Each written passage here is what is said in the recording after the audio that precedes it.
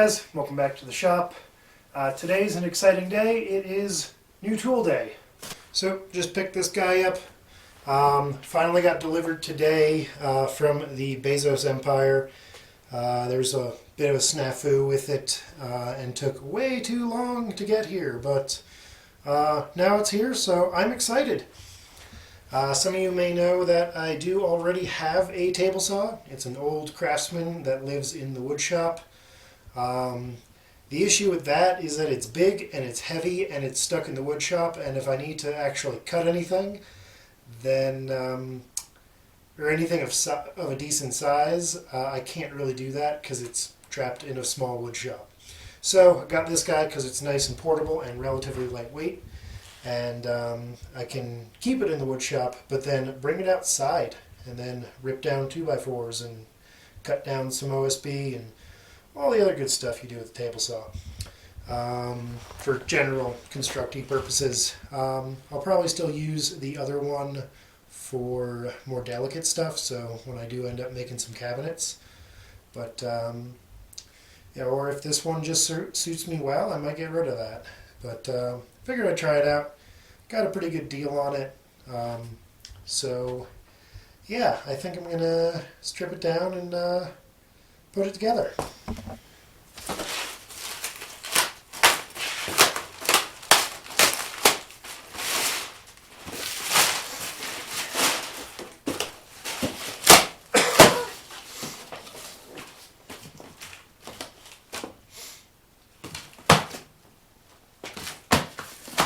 So this is the slightly fancier version of this guy. It is the one that comes with the base.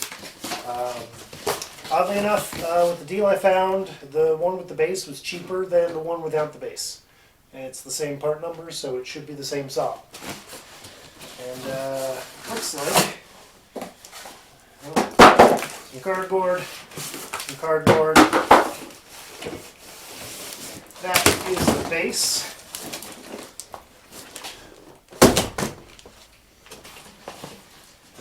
And this is the saw.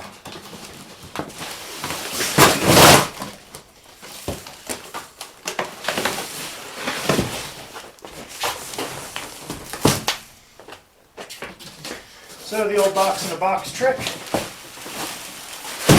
I'll have to deal with that later. And let's see what we are looking at.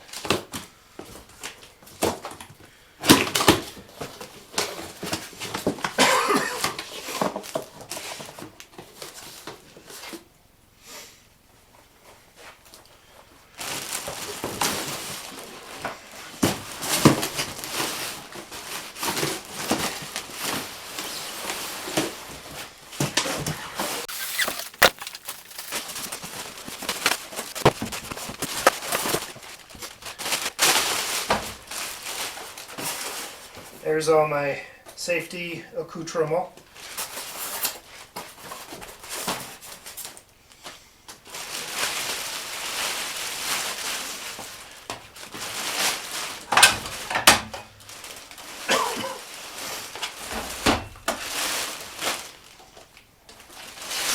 Well, there she is.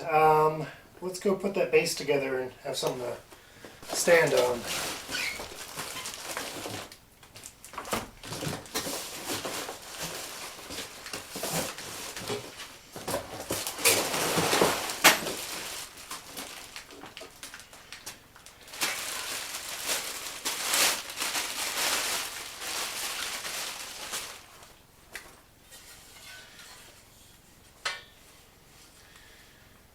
Looks pretty nice.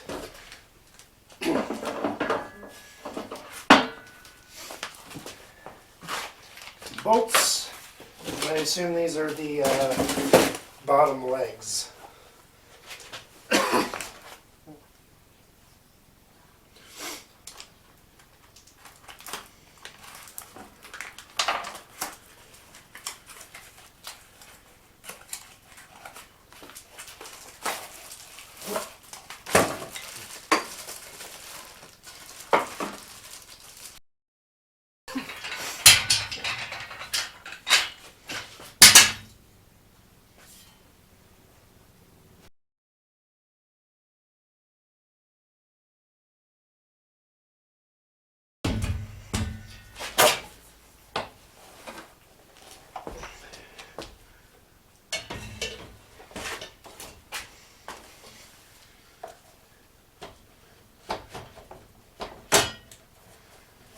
Okay. Well, it's not too bad.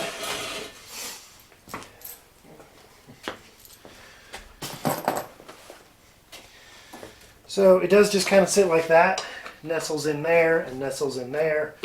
You can put some bolts on there to actually secure it, but it's actually pretty okay like that. Obviously they want you to put bolts in it for a reason. That's seems to be a cast aluminum bit to get into the blade. The blade it comes with does seem to be pretty decent. It says to be a ripping blade. We also have a riving knife installed. Get that up there. It does appear to have carbide teeth, or at least some sort of inset tooth.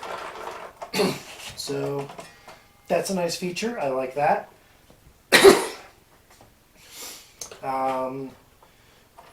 There's a little quickie little thumb screw to pull the riving knife out or off or whatever. I'll clearly have to read the instructions to see how to remove it, because it's sometimes you want the riving knife out, and sometimes you want to use the giant stupid blade guide. Or blade guard, I should say. Oh, do you push in on that? You do. Okay, that's really slick. I really haven't used a modern table saw, but there is a button or a little wing nut on here. You loosen it, and then there's an arrow on it. Because you push it, it retracts a little dowel right here, and then the riving knife can come off, and then you can put the big hokey blade guard on if you want, and then cinch it down. So, not the end of the world. It does seem to be pretty decent. Oh, and you can actually lock the stupid little things out of the way. You know, as far as dumb blade guards go, this is definitely one of the best.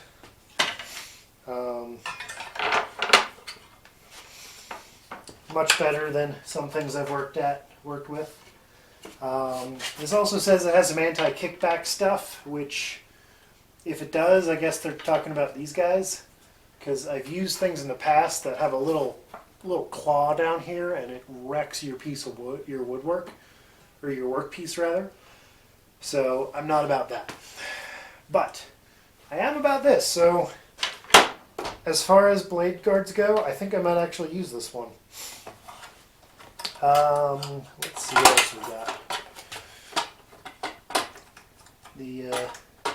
The fence is living on the other side, which is interesting.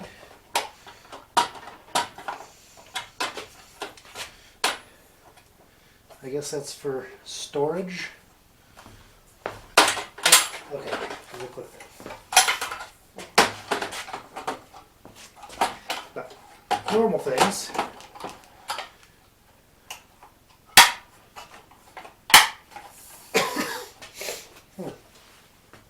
So yeah, I guess you can. So this guy clamps there and there to the frame, and then there is a little locking lever to move that. And it does go out a full 24 inches, or so they claim. Let me grab a tape measure and verify said claim. Can never find a tape measure, but the old Park tool one will work good. And well, from this position, I'm at 20 and change. But there's another position over here. So that's your full, all the way out, most capacity.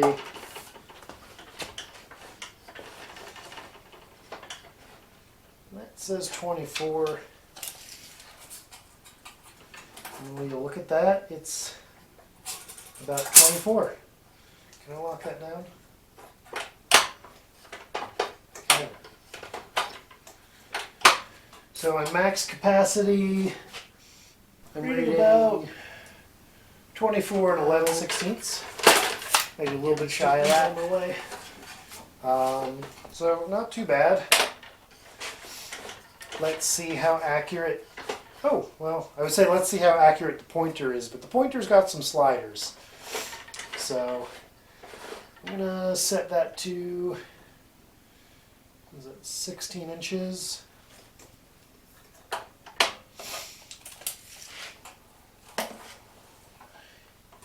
And I am, oh, it's like a couple thou bigger. So that's about perfect. So from the factory, they set that up pretty well. Yeah, pretty much everything's pretty good.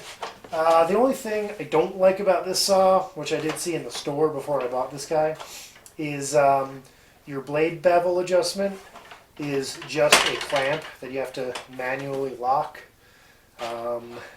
There's no little curly screw like on a higher end saw. But for what this is, and I can get to that 45 pretty well. For what this is, considering the saw technically retails at something like 400 bucks, and you can find it like I did for about 350 for the saw with the stand. You're kind of in Harbor Freight price territory. They make a saw that's about 400 bucks. It is a 10-inch saw and not an 8 and change saw. What is this? 8 3/4, 8 1/4 blade. So you do have a little bit more capacity on that, but the most thing I'm going to do with this thing, as far as I know, is rip a 2x4 in like lengthwise along the 2-inch section. So I don't really need much else from that. So I think this guy will suit my needs. Yeah, let me do a little bit more research on this, and then as far as I'll read the manual, because I'm not above reading the manual, and I'll come back and we'll make some test cuts. Okay, so it's been a little while. I haven't read the instructions yet, but I did look around the machine a little bit more off camera to kind of get my feel for it. I completely forgot there's a miter gauge, so took that out of the packaging. And then started playing around with the fence, because it's got this like flippy section thing. I wasn't too sure about that, but on the back side, behind the push stick, cheap little push stick they give you, there's a little description, pictorial description on what that little flippy guy is for. And it's actually pretty nifty. So obviously if you're cutting small stuff, just normal rip fence, it does the job. But if you have some really kind of tight stuff, you can lift it up here, put that there, then you can sneak up on the blade, butt your material against this, and then still have some room to move and put your hand so you're not right up in the blade itself. So that's nifty. And then the other thing is when you're way out extended here, you can pop this out into the lower bit and it'll actually hold your workpiece. So now that'll sit right there instead of dropping down. If it was up in its stowed spot, you might have some tippiness. So yeah, that's good. Like I said, this might be a normal feature on a lot of saws, but I've never owned a saw made this century, and I've never owned a really compact little portable guy like this. So this is all pretty new. I've mostly only ever worked out of the big Craftsman saw I have, well, medium big Craftsman saw I have in there, or my dad's big full cabinet saw when I was a kid. So this is all new to me. But As far as other things go, miter gauge, it is a little bit loose, so I've got a little bit of racking left to right. It's really going to come down to like way less than a degree. So not really a big deal for most people, but if you're going to do any fine woodwork, I definitely recommend getting a better miter gauge or ditching that altogether. This is made pretty cheaply. It's just a folded piece of metal, but it is pretty good for what that is. It's pretty heavy gauge metal, probably not going to get deformed, and then in a nice aluminum T-track. It would be nice to have some little adjusters to kind of close that gap up, but again, for the price point, you can't really complain too much. They do have this slot right here, so you can put a nice piece of wood on the back or bolt on some sort of extra fancy like aluminum fence situation that the kids are doing these days. But if you need a miter gauge, it comes with one, but you probably want to upgrade that if you're going to get one of these saws. Another little thing that I noticed that I don't necessarily love is the power switch. So when I saw it, I was just assuming it was going to be the normal kind that I like, which is a pull to start and a push to stop. This is a push to stop, but the start is a little weird. Firstly, they've got this little weird lock cover. It just kind of sits over there. And then you've got a push button in the middle, which is okay. Like I said, I just prefer the pull and push. But it does work. I just hooked up power, so I just turned it on for the first time a couple minutes ago. So you can hear it run. It is very loud for what it is. Much louder than my big Craftsman.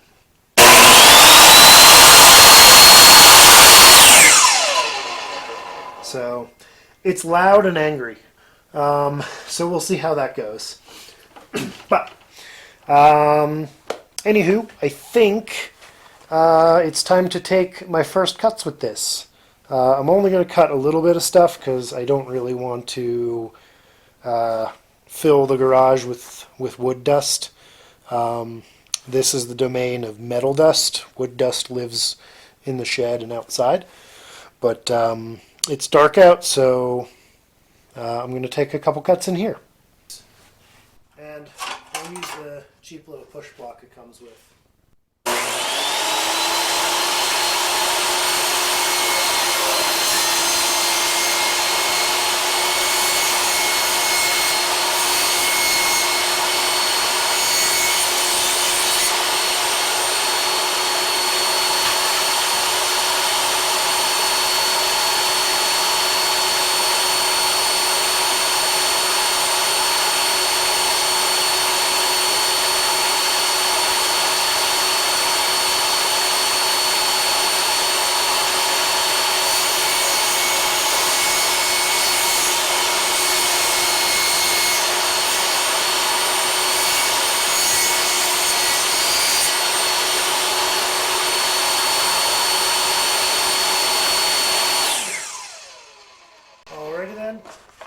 That got nice and smooth. I did get a pretty decent amount of tear out on this material, but it's not really the most... This is a pretty delicate board. It's pretty chintzy.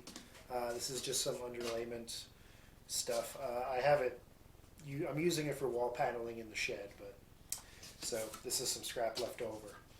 But now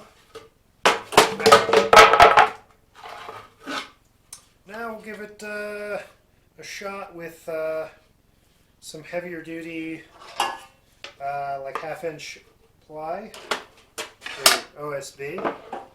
And I'm just going to trim a little bit off of this stuff.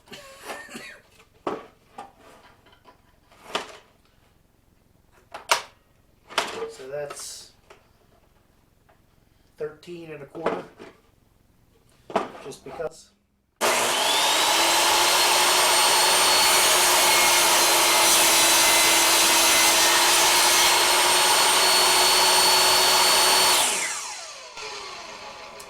much better. This is more the material that this saw was made to cut. So yeah, it did a good job. So, yeah, I kind of like it. It cuts really nice and smooth. It is pretty fast and easy to start.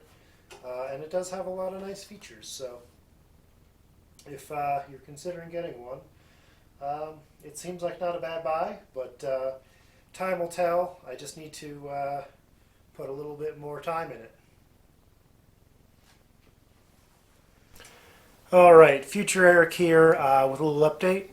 So I was working on another project with the table saw and made a lot of cuts, close to 80 cuts. I had 38 2x4s and I ripped them lengthwise twice to curve off the round ends. That's going to be for an upcoming project that I'm currently doing. But so basically I cut about, doing the math, a little over 600 feet of boards with the table saw. And that's going to be cutting a 2x4 this way, fed through.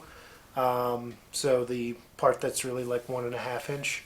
What I can say is the saw handled it. The blade's still nice and sharp.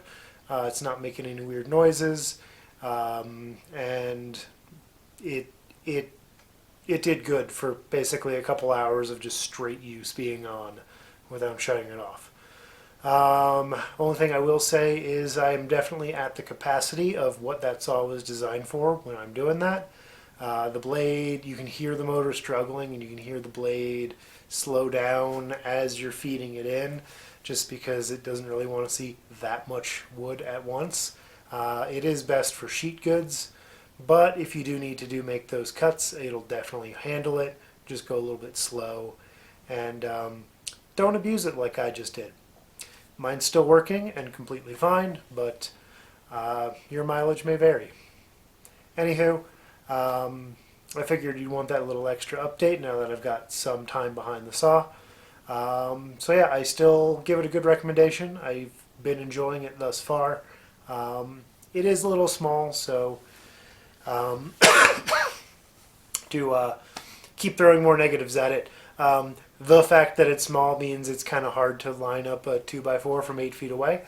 And a big cabinet saw doesn't have that problem, but a big cabinet saw is many $1,000s and heavy and takes up space. So if you're looking for a medium duty saw that will get the job done, and or you have a really small shop, 2 thumbs up. So I hope you liked the video. We'll see you next time. Thanks for watching, and if you like more videos like this, please consider subscribing.